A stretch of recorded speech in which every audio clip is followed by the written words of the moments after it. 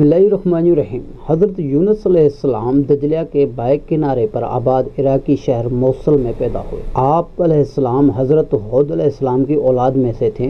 मोसल के मुकाबले नैनवा शहर था जो उस ज़माने में अपने उरूज पर था और वहाँ कौम समूद आबाद थी। नैनवा की आबादी 1 लाख से ज़्यादा थी।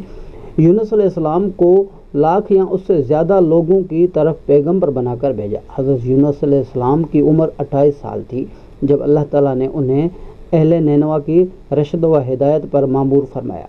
हज़रत यूनुस अलैहिस्सलाम एक अरसे तक नैनवा के लोगों को तौहीद की दावत और बुत परस्ती से रोकते रहे, मगर कौम ने उनकी दावत कबूल करने से साफ इनकार कर दिया। सिर्फ यही नहीं, गुरूर व तकबर में मुब्तला कौम दीगर नाफरमान अक़वाम की तरह आपकी दावत का मजाक भी उड़ाते रहे। जब उनकी सरकशी और नाफरमानी इंतहा को पहुँच गई तो अल्लाह ताला ने हज़रत यूनुस अलैहिस्सलाम को हुक्म दिया कि लोगों को आगाह कर दो कि 3 दिन के अंदर अंदर उन पर अजाब आने वाला है। आप अलैहिस्सलाम ने कौम में इस बात का ऐलान कर दिया। ये सुनकर कौम यूनुस ने आपस में मशवरा किया तो उस बात पर उन सब का इत्तफाक हुआ कि यूनुस अलैहिस्सलाम को कभी झूठ बोलते नहीं देखा गया, लिहाजा उनकी बात नज़रअंदाज नहीं करनी चाहिए। मशवरे में ये भी तय हुआ कि देखा जाए, अगर यूनुस अलैहिस्सलाम रात बस्ती के अंदर अपने घर में मुकीम रहते हैं तो समझ लो कि कुछ नहीं होगा, और अगर वो यहाँ से कहीं और चले जाते हैं तो यकीन कर लो कि सुबह अजाब ज़रूर आए। किस्सा मुख्तसर, हज़रत यूनुस अलैहिस्सलाम रात को उस बस्ती से निकल गए। सुबह हुई तो अजाब इलाही एक स्याह धुएं और बादल की शक्ल में बस्ती वालों के सरों पर मंडलाने लगा। जब वो उनके करीब होने लगा तो लोगों को यकीन हो गया कि अब वो सब हलाक होने वाले हैं। ये देखकर हज़रत यूनुस अलैहिस्सलाम को तलाश किया गया, उनके हाथ पर ईमान ले आएँ और तौबा कर लें, मगर आप अलैहिस्सलाम को ना पाया तो खुद ही इखलास नियत के साथ तौबा इस्तिग़फ़ार में लगे और अपने घरों से एक मैदान में निकल आए। औरतें, बच्चे और जानवर सब उस मैदान में जमा कर दिए गए। तमाम बस्ती वाले टाट के कपड़े पहनकर अज्ज़ो इंसकारी के साथ तौबा करने और अजाब से पनाह मांगने में इस तरह मशगूल हुए कि पूरा मैदान आहो बका से गूंजने लगा। अल्लाह ताला ने उनकी तौबा कबूल फरमा ली और अजाब उनसे हटा दिया। रवायत में है कि ये आशूरा यानी 10वीं मुहर्रम का दिन था। इधर हज़रत यूनुस अलैहिस्सलाम बस्ती से बाहर इस इंतज़ार में थे कि अब उस कौम पर अजाब नाजिल होगा। उनकी तौबा व इस्तिग़फ़ार का हाल उन्हें मालूम न था। जब अजाब टल गया तो उन्हें फ़िक्र हुई, अब तो कौम मुझे झूठा करार देगी, क्योंकि मैंने ऐलान किया था कि 3 दिन के अंदर अजाब आ जाएगा। उस कौम का कानून था कि जिस शख्स का झूठ मालूम हो और वो अपने कलाम पर कोई शहादत पेश ना कर सके तो उसे कत्ल कर दिया जाता है।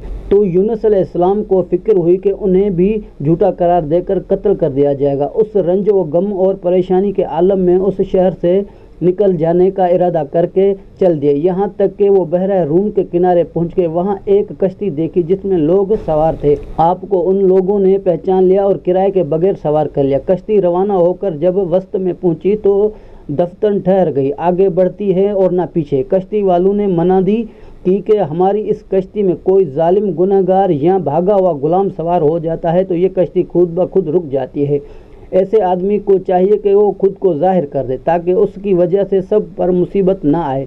उस पर हज़रत यूनुस अलैहिस्सलाम बोल उठे कि वो भागा हुआ गुलाम गुनहगार मैं ही हूँ, क्योंकि अपने शहर से निकलकर कश्ती में सवार होना एक तबई खौफ की वजह से था, बाज़ान इलाही ना था, और अल्लाह ताला के हुक्म के बगैर यूं चले आने को हज़रत यूनुस अलैहिस्सलाम की पैगंबराना शान ने एक गुनाह करार दिया कि पैगंबर को कोई नकल व हरकत बिला अज़ान इलाही नहीं होनी चाहिए थी। बहरहाल आपने फरमाया कि मुझे दरिया में डाल दो तो तुम सब उस अजाब से बच जाओगे, मगर कश्ती वाले इस पर तैयार ना हुए, बल्कि उन्होंने कुरानदाजी की ताकि जिसका नाम निकले उसे दरिया में डाल दिया जाए। लेकिन कुरानदाजी में भी आपका ही नाम निकल आया। लोगों को इस पर तज्जुब हुआ तो कई मरतबा कुरानदाजी की गई और हर मरतबा आपका नाम आता रहा। एक तरफ कुरानदाजी में नाम निकलने पर आपको दरिया में डाले जाने का सामान हो रहा था, दूसरी तरफ एक बहुत बड़ी मछली अल्लाह ताला के हुक्म पर कश्ती के करीब मुंह खोले मौजूद थी कि आपको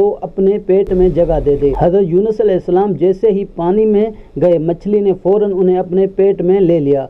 حضرت عبداللہ بن مسعود نے فرمایا کہ حضرت یونس علیہ السلام اس مچھلی کے پیٹ میں 40 روز رہے، یہ انہیں زمین کے تہہ تک لے جاتی اور دور دراز کے مسافتوں میں پھراتی رہی۔ بعض افراد نے 7، بعض نے 5 دن اور کئی ایک نے مچھلی کے پیٹ میں رہنے کی مدت چند گھنٹے لکھی ہے۔ حقیقت حال تو اللہ ہی کو معلوم ہے۔ اس حالت میں حضرت یونس علیہ السلام نے دعا کی تو اللہ تعالیٰ نے دعا قبول فرمائی اور مچھلی نے آپ کو بالکل صحیح و سالم حالت میں کنارے پر ڈال دیا۔ مچھلی کے پیٹ کی گرمی سے ان کے بدن پر کوئی بال نہ رہا تھا۔ اللہ تعالیٰ نے ان کے قریب ایک درخت اگا دیا جس کے پتوں کا سایہ آپ کے لیے راحت کا سبب بن گیا۔ نیز ایک جنگلی بکری اللہ تعالیٰ کے حکم سے صبح و شام آپ کے پاس آ کھڑی ہوتی اور آپ اس کا دودھ پی لیتے۔